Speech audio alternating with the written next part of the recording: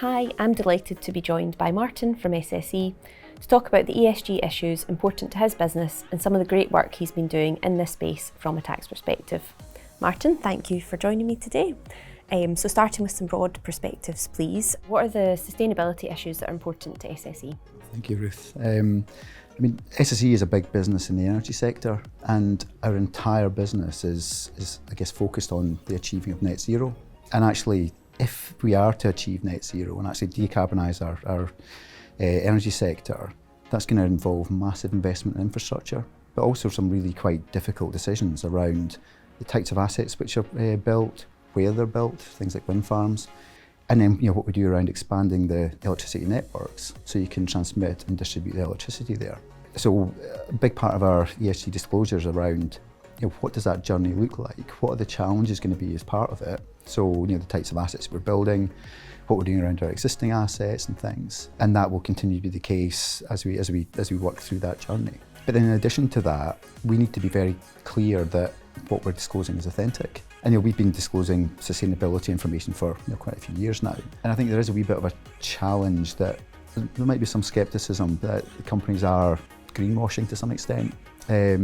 So being very clear around what we're saying and actually delivering on that as well. So things like, we operate gas-fired power stations. So the steps that we take there around hydrogen generation or carbon capture and storage, that we're quite clearly following through on that as part of our journey to achieving net zero.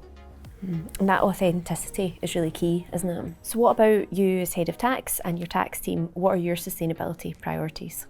I'd say the main priority is ensuring that our tax reporting continues to be relevant, which possibly sounds quite straightforward, but when you have a business which is evolving quite quickly, so we're expanding overseas, investing in different types of assets, but you also have a tax regime which is evolving, so windfall tax is being introduced, investment incentives, actually capturing information about all the taxes we pay and then explaining the impact that they have is no easy feat. So I would say that is our main priority just now, is ensuring that what we put there in the public domain is relevant and reflects all these changes that are taking place.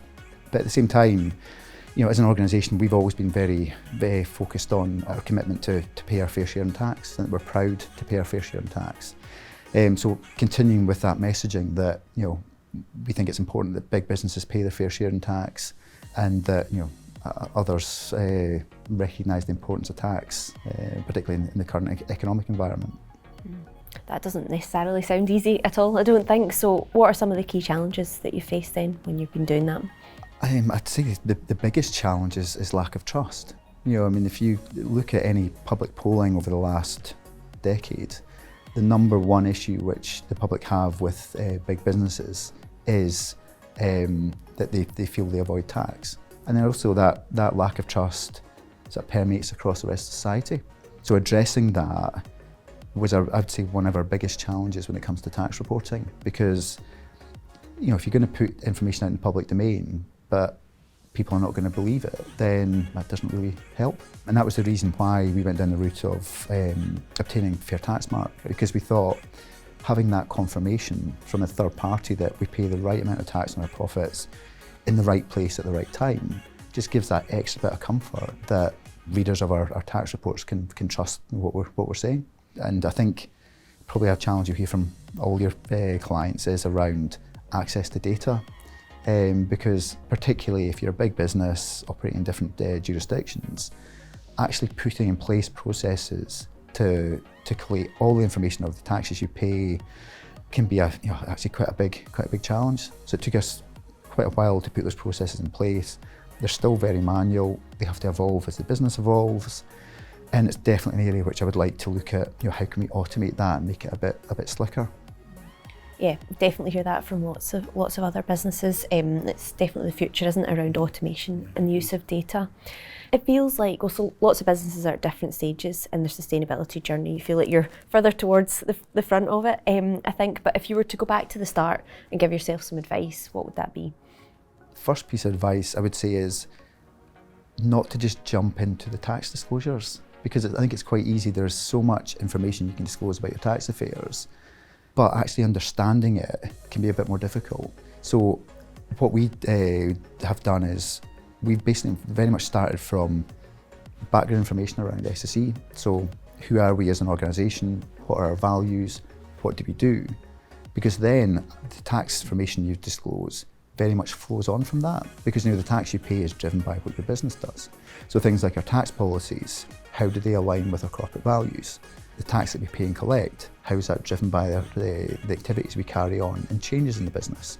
So actually giving that entire picture, I think makes it much easier for readers to understand how tax features across the business and the impact of different activities we undertake, government policy change and things, and just gives a much more cohesive position. In addition to that, I think not shying away from tackling maybe the more difficult tax questions. So things like, if you're in a situation where your profits have increased, but the tax you pay is reduced, well, what's driven that? So actually looking at that and saying, right, okay, because again, that lack of trust point, there might be an automatic assumption that you've somehow done something to avoid tax, rather than you're investing heavily in obtaining investment allowances. So actually being quite clear and upfront on those things, again, I think really adds to the value of your tax reporting. Yeah, absolutely. That kind of narrative and disclosure point is so important, isn't it? So what about what's next then? What have you kind of got on the to-do list for the next 12 months? I'd say the biggest challenge is probably going to be around investment incentives, because like I said, achieving net zero is going to involve massive investment. But then you're in a situation where, in a lot of cases, and particularly the UK, what it's doing is accelerating tax allowances you would have received on investment over a longer period of time. So we'd be in a situation where we're making profit, but we're investing. So our plan is to invest over £20 billion in the period through 2027. So we will, in some cases, be investing more than we're making in profit in a year. And actually setting out that position around profitability compared with how much we're investing, in particular that timing issue of, okay, we may pay less tax now because of that investment, but it means we pay more tax in future because we won't have the allowances we would have had it over that longer period. So I think that's going to be the bit we're probably going to grapple with most, is how do you articulate all of that it's very clear to people, all right, okay, yep, I completely understand that. It's really difficult, and I think lots of businesses will be grappling with that same issue. Really interesting insights, Martin. Thanks so much for joining us today.